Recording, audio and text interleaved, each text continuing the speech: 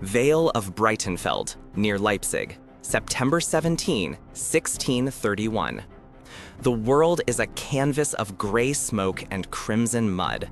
The ground shudders, not with the rhythm of a drum, but with the ceaseless, gut-punching concussion of cannon fire. 1,000 iron mouths roar in a deafening chorus, spewing a storm of metal that scythes through the air with a demonic hum. Banners, brilliant with the gold of Sweden and the stark white of the Holy Roman Empire, are already tattered, ripped by shot, drooping in the sullied air. A horse screams, a sound almost human, as it collapses with a splintered foreleg. Men yell orders in German, Swedish, and a dozen other dialects, a frantic cacophony swallowed by the symphony of slaughter. The metallic taste of blood and gunpowder coats every tongue. This isn't a battle line, it's a meat grinder. Two great armies feeding each other into the jaws of oblivion. Hello, my friends. Welcome to the Cosmic Conquerors channel. Before we begin, please subscribe and hit the bell so you don't miss any of our new content, and share this story with friends so it reaches as many people as possible. If you have a story idea, drop it in the comments. Maybe we'll use it in the next video. Let's begin the story. Pay close attention, because there is one small decision made before the dawn that will change the destiny of nations. Our story is set in the 17th year of a conflict that would tear Central Europe apart for 3 decades, the 30 Years' War. It began as a war of faith, a savage dispute between Protestant and Catholic princes within the Holy Roman Empire. But by 1631, it had metastasized into a brutal, continent-spanning power struggle, a vortex of ambition, greed, and geopolitical chess that devoured generations. On one side stands the grizzled, undefeated champion of the Catholic League, Johann Tserclaes, Count of Tilly, a man they called the Monk in Armor. 72 years old, Tilly was a veteran of more battles than most men had hot meals. He was old school, a master of the Spanish Tercio, a massive, near-impenetrable square of pikemen and musketeers that had dominated European battlefields for over a century. Tilly was predictable, methodical, and utterly ruthless. His name was whispered in terror across Protestant Germany, a terror made real just 4 months earlier at the city of Magdeburg. Besieged and captured, the city was subjected to a sack of such barbarity that it shocked a continent already numb to violence. Over 20,000 civilians were butchered. The Magdeburg quarter became a grim euphemism for total annihilation. Tilly was the embodiment of the old, brutal way of war. And marching to meet him was the future. King Gustavus Adolphus of Sweden, the Lion of the North. He was everything Tilly was not: young, dynamic, and innovator. Gustavus was a devout Lutheran, the self-proclaimed savior of the Protestant cause. But he was also an imperialist with a grand vision of a Swedish-dominated Baltic. He had landed in Germany a year prior, his small but highly professional army funded by the Catholic French, a perfect example of the war's twisted politics. France, fearing the power of the Holy Roman Emperor, was happy to pay a Protestant king to bleed its Catholic rival. Gustavus's army was a revelation. He had drilled them in new tactics: smaller, more flexible brigades instead of lumbering tercios, lighter, mobile artillery that could be repositioned during a battle, and a greater emphasis on volley fire from his musketeers.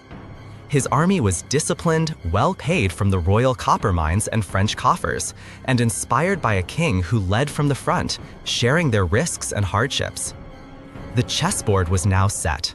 Tilly, commanding the combined armies of the Emperor and the Catholic League, had invaded the neutral electorate of Saxony, forcing its ruler, John George I, to make a choice. John George was a notorious political fence-sitter, a man who preferred wine and hunting to war, but Tilly's invasion of his lands was an insult he couldn't ignore. Reluctantly, he allied his 18,000 Saxon troops with Gustavus's 24,000 Swedes. The combined Protestant army marched to relieve Leipzig, which Tilly had just captured. The two titans were on a collision course. The night before the battle was a study in contrasts. In the imperial camp, Tilly was confident. He held the high ground. He outnumbered the Swedes in infantry and had some of the most feared cavalry in Europe, the black-clad cuirassiers under the rash, borderline insubordinate General Pappenheim. Tilly's plan was simple and brutal, the classic oblique assault. Pin the enemy's strong flank and hammer the weak one until it shatters. He looked at the Saxon troops, newly levied, poorly trained, and he knew exactly where the weak flank was. He would obliterate them, then roll up the Swedish line. It was a strategy that had never failed him. In the Swedish camp, Gustavus prayed with his men. He knew the Saxons were a liability. Their commander, John George, had insisted on commanding his own wing, a matter of pride. This was the small, pre-dawn decision that would ripple through eternity. Placing them on his left flank, Gustavus trusted his own hardened Swedes and Finns to hold the right. He told his commanders, "We have a poor horse to ride, but we must ride him or walk. If we win, the victory will be all the sweeter." He knew Tilly's mind. He knew the old man would come for the Saxons. His entire strategy was built not on preventing it, but on surviving it. What would you have done as the commander in his boots?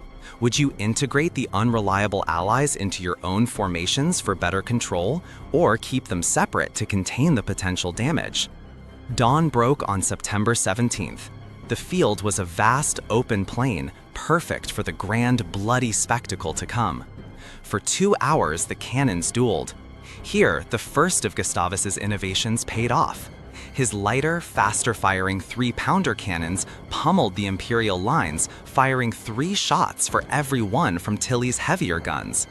The Imperial infantry, packed tightly in their tercios, suffered terribly under the barrage, forced to stand and take it. On the Imperial left, the hot-headed Pappenheim could bear it no longer. Seeing a cloud of dust kicked up by the Swedes, he mistook it for a retreat. Against Tilly's explicit orders to hold, he led his 5,000 elite cavalry in a thunderous charge against the Swedish right. He was charging into a meticulously prepared killing field. The Swedish musketeers, deployed in platoons, delivered a rolling volley fire, one rank firing while the others reloaded. The disciplined firepower was devastating. Pappenheim's cuirassiers were ripped from their saddles. They recoiled, regrouped, and charged again, and again. 7 times they charged, and 7 times they were broken by the disciplined wall of Swedish lead and steel. After hours of fruitless assaults, Pappenheim's legendary cavalry was a spent force, its spirit broken, playing no further role in the battle. Now Tilly made his move. Seeing the Saxon wing wavering under the cannonade, he ordered his main infantry, 18,000 strong, to advance. The great tercios lumbered forward, a forest of pikes glinting in the sun. It was a terrifying sight. They slammed into the Saxon line, and the result was as immediate as it was catastrophic. The Saxon infantry fired a single, ragged volley, then broke and ran. Most didn't even get a shot off. Their cavalry followed, and in a matter of minutes, the entire Protestant left wing ceased to exist. John George himself was swept up in the rout, fleeing the field in a panic. For any normal army of the era, this would be the end. A completely exposed flank with the enemy's best infantry about to roll them up like a carpet. Tilly's old reliable plan had worked to perfection. Victory was in his grasp. But Gustavus Adolphus was not a normal commander, and the Swedish army was not a normal army. This was the moment of crisis, the crucible where legends are forged or forgotten. As the Imperial tercios, now disorganized from their pursuit of the Saxons, wheeled to smash into the exposed Swedish left, they were met with a sight that must have frozen their blood. The Swedish commander on the left, General Horn, was performing a maneuver unheard of in the rigid warfare of the day. Under the personal direction of the king, who rode like a madman through the smoke and chaos, Horn's entire flank was pivoting. Like a great closing door, his brigades fell back, reforming a new battle line at a right angle to the original one. It was a complex drill they had practiced relentlessly, a display of discipline and speed that seemed impossible in the heat of battle. The Imperial soldiers, who expected to hit a soft flank, instead slammed into a fresh, well-ordered front of pike and musket. The momentum of their attack died on a wall of Swedish steel. At the same time, Gustavus saw his opportunity. The high ground in the center, where Tilly's artillery was positioned, had been left thin of defenders as the infantry advanced. The Lion of the North personally led a cavalry charge, sweeping up the hill and overrunning the Imperial gun crews. In a stunning reversal, he had seized Tilly's own cannons. This was the twist. The Saxons' cowardice, which should have been the cause of defeat, had lured Tilly's tercios out of position, leaving their artillery fatally exposed. The Allies' weakness created the enemy's fatal blunder. The Swedes now swiveled the captured cannons and opened fire on the rear of the Imperial infantry. The mighty tercios were now trapped. To their front, the unbreakable line of General Horn's reformed flank. To their side, the rest of the Swedish army. And from behind, their own guns were tearing bloody lanes through their packed ranks. The psychological shock was immense. The invincible tercios, champions of 100 fields, were being systematically dismantled. Panic set in. The formations dissolved into a terrified mob. The battle became a slaughter. Only a few veteran regiments held their ground, fighting to the last man, but the day was lost. Tilly, wounded and bewildered, was nearly captured before being dragged from the field by his retainers. His army, the proud force that had terrorized Germany, disintegrated. Of the 36,000 men he had commanded that morning, 7,000 lay dead on the field, and another 6,000 were captured. The myth of imperial invincibility was shattered in a single afternoon. As dusk settled over the corpse-strewn plain, Gustavus Adolphus rode across the field he had won. He saw the cost written in the bodies of his own men and the enemy. He saw the abandoned cannons, the broken pikes, the dead horses.